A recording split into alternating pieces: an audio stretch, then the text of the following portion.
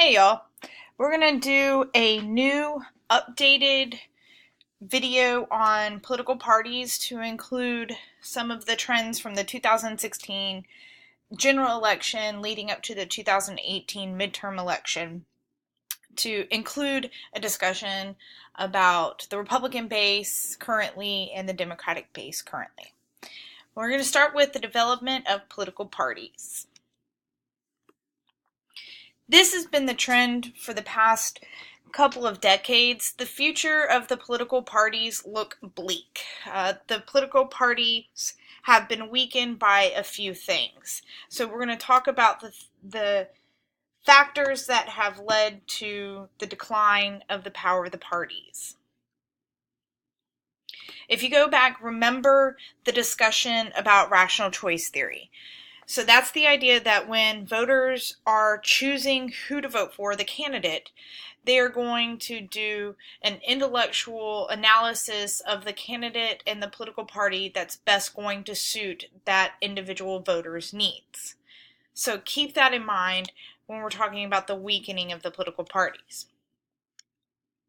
All right, so we want to flesh out some terms real quick. The first term that you need to be familiar with is the base. You've heard a lot about the base in the past couple of years since 2016.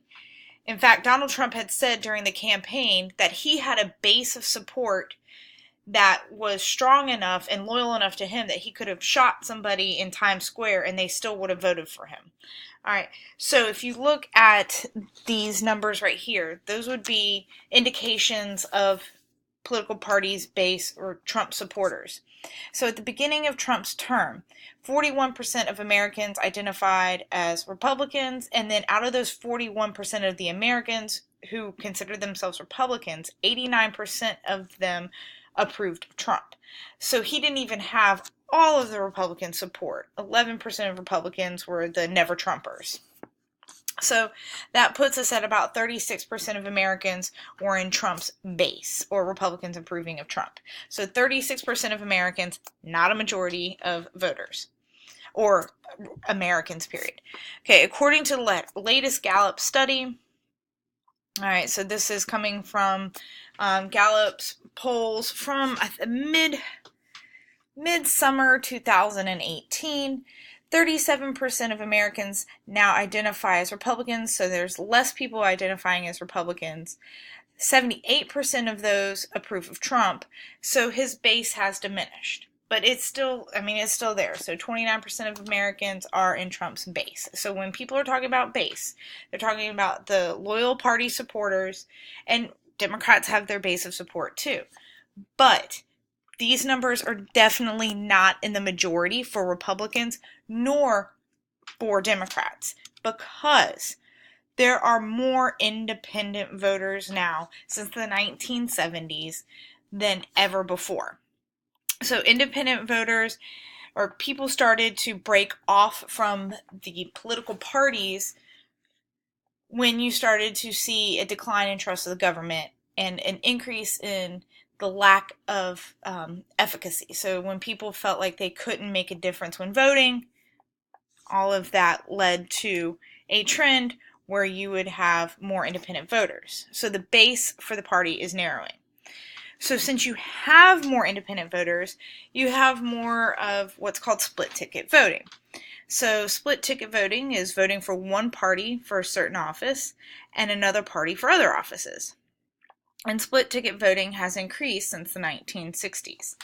Now, when you have split ticket voting, it's going to create divided government. So this is another important term. Divided government is a situation where there is a different political party in control of the legislative branch and another political party in control of the White House.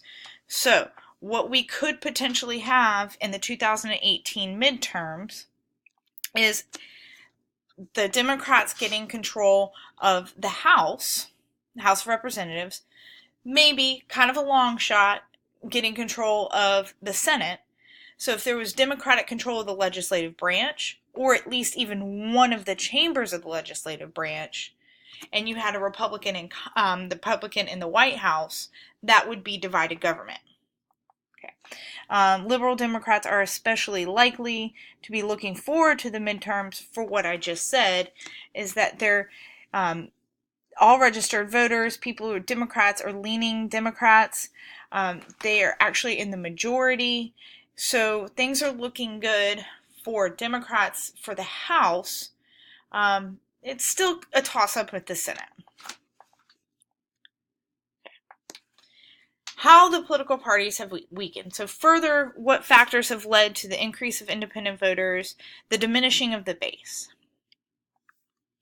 Okay, in the past, it used to be that the people who would nominate the candidates to run for the political party, so the Democratic candidate for president or the Republican candidate for president, they used to be people, the party leaders. They would call them the people who would sit in the smoke-filled rooms, smoke their cigars, drink their brandy, be the fat cat, generally white men who thought that they were the elites and had the power to choose the candidates that would best represent the political party in the country. Now, more often, we are choosing candidates through a series of primaries, primary elections, and caucuses. Now, the Republicans are a little bit better at giving the voters the power to choose the candidates than the Democrats. The Democrats still have party elites or party leaders called superdelegates who will do a lot of they'll put their thumbs on the scale of who's going to be the candidate for the Democratic Party. And they have a lot more control over that. You would have heard in 2016 Bernie Sanders supporters saying that the Democratic primary system was rigged for Hillary Clinton because the superdelegates have already decided that Hillary Clinton was going to be the nominee. Republicans did not experience that. So Republican voters have a little bit more power, and you saw that with Republican voters picking Trump, and that was contrary to what the establishment or the Republican leaders wanted. They would have preferred to see a Jeb Bush or a Marco Rubio, even a Ted Cruz candidate over a Donald Trump candidate. So instead of the party being the center of the campaign now, the candidate is. And we talked about that with how people will choose based off of candidate appeal or negative campaigns and things like that. So instead of like it being Democrat Franklin Delano Roosevelt for president, it is Hillary Clinton for president, who happens to be a Democrat. The amount of money that you are allowed as a donor to give to the Republican or the Democratic Party has been limited. And when we go through campaign financing, I will explain how that works. So you have limits on how much money you can give to the different political parties, and that's going to have the political parties with less money to spend on campaigns, which is going to diminish their power. And outside organizations, like political action committees, they're actually the ones that are able, the organizations that are able to do a lot of funding for political campaigns. And we'll talk about super PACs and dark money again when we get to campaign financing. But the existence of outside organizations that are separate from the political party, being the ones that are really funding campaigns, has kind of led to the diminishing power of the political parties. Promises and policies. All right, so what political parties do, remember their ultimate goal is to make sure people get elected. They want to make policy from inside the government. So their goal is to win elections and have their politicians, their candidates serve in office so they can carry out the different planks of the party's platform. So how do you do it?